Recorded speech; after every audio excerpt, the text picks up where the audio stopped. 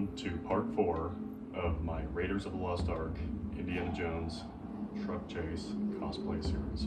I have acquired some new gear and have seen a significant change in the appearance of my cosplay roots, if you will. So I felt it was only right and fair to talk about everything I have that allows me to go after that truck. On that note, let's get started. I think I'll change it a bit and go from the ground up. So kicking off, pun totally intended, are my Alden 405s with the cotton duck liner. Tons of mileage, and I cannot wait to get these repaired. Wonderful pair of boots nevertheless. And you can of course see the distressing that's gone into them very naturally over the course of the last couple of years. Next up, I think I will discuss the trousers, which is Wested. I believe I had those in my last video as well. While these are great all around indie trousers, the color is a bit off for the sake of Raiders. This is the only pair that I have currently that fits me, so we're making it work. Making it up as we go. That brings us up to the web belt, just a nice brown one from Amazon, and you can also find really cheap but antique web belt buckles. I always now recommend getting an antique buckle just because they're so cheap and it brings your accuracy just a step up from the traditional shiny, blinding brass. So if you can, get one. The gun belt is from an old friend, but otherwise originally crafted by Make It Jones. David Richardson makes very nice belts. This one also happens to have the permanently riveted holder with a security stud, which is of course accurate and worked very, very good. Moving to the other side of the belt is a holster from Roger of Spade Archer Leather. In fact, this is the very first Raiders holster he ever made. And while it doesn't have any weathering, it just has that nice natural look to it, which I find appealing. And it is housing my HG 131 Airsoft. This is second best to a Tanaka, or of course the real deal. Aside from the price, these are really hefty with moving parts and offer double action, which is all you really need for a prop piece. And upon arrival, you can easily remove the safety tip as well as the ergonomic grip, making it such a fine revolver. I believe that leaves us now with, well, talk about the shirt. This is an older What Price Glory, medium size, which is a little tight on me, but the reason why I wear it with my truck chase ensemble is because you can tell how gross it is. That's thanks to Kirk Brockman. Kirk did such a fine job weathering this thing and mucking it up. Every time I find myself wearing it, it gets more and more gross, but in, you know, the best way possible. Now we have the bag, which is the same from last time. Just original Mark 7. You can hardly see the stamp anymore. This strap is recycled from my Dial of Destiny ensemble. I just didn't really feel like swapping the bag strap, and also wanted to show it off because the weathering's pretty cool too. Even though, of course, with Raiders, most of the strap is on the inside, so you can only see the outside. For the accurate Raider strap, you would have no trim on the side, and your buckle would not have a roller, but I think this looks kind of cool as is. Here's a pair of Wells Lamonts from a few years ago, the 1170 model. These were provided to me by Brian Long of Jones In for Props.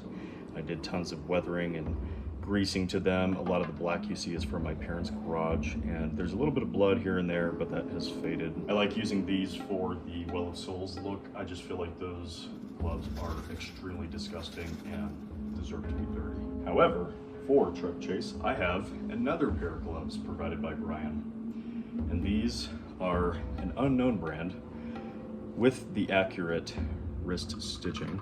He got in touch with a seamstress to redo the piping on the cuff, and what I like about these is, you know, older leather around the 30s would have had much grain, and this cow did not disappoint. I used a little bit of wood stain, which I think works perfect on old gloves like this. Best thing about these, if you ever order a pair from Brian, they have the large stamp, which is accurate. There was another additive that I believe is in this pocket. Yes, the Mercedes emblem from the front of the truck. Every truck chaser needs one of these. Mine happens to be 3D printed, but you can go to junkyards and probably find these, or, you know, pick them up for cheap online perhaps.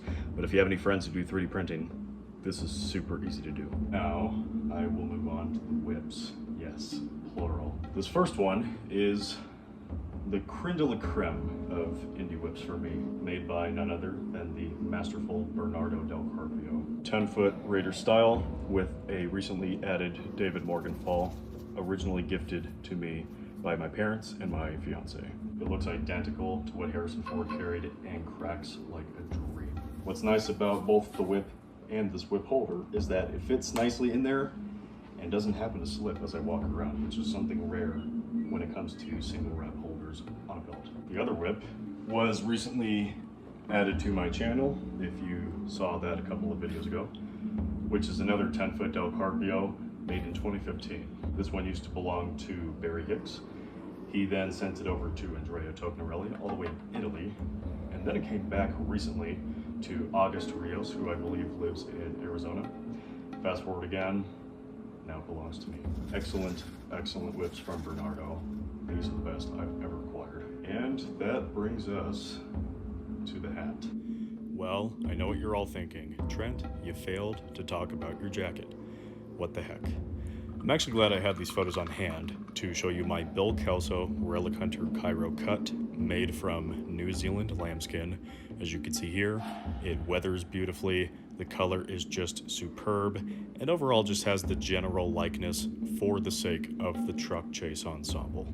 Which is another Fedora Raiders, but not the one you originally saw. Upon inquiring with a friend and picking this up from him, he had informed me that Jason made this from not only a Herbert Johnson felt, but it was blocked in the year 2015, which is the same year that I began my indie cosplay journey. To say this hat carries meaning just on that alone is an understatement. I've had a lot of use and wear put into this thing that just makes it really feel like my hat. Right before I put it on, you'll see that the back of the hat is raised. This is to sort of mock up Terry Leonard's hat right before he goes under the chassis of the Convoy.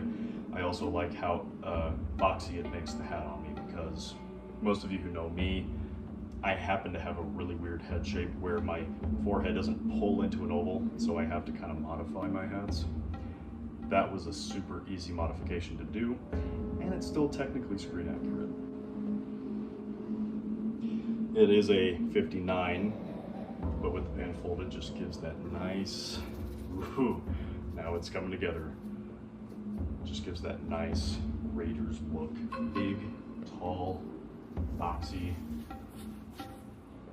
and yeah, there's that. I've had many friends tell me that they believe this is one of the nicest Raiders hats they've ever seen. And with the hat topping everything off, again, pun intended, here is my newest truck chase look. Easy to say that this is just a nice generic Raiders indie ensemble as well. It's comfortable and not only looks good, but looks good on me. On that note, I hope you found something in this video enjoyable.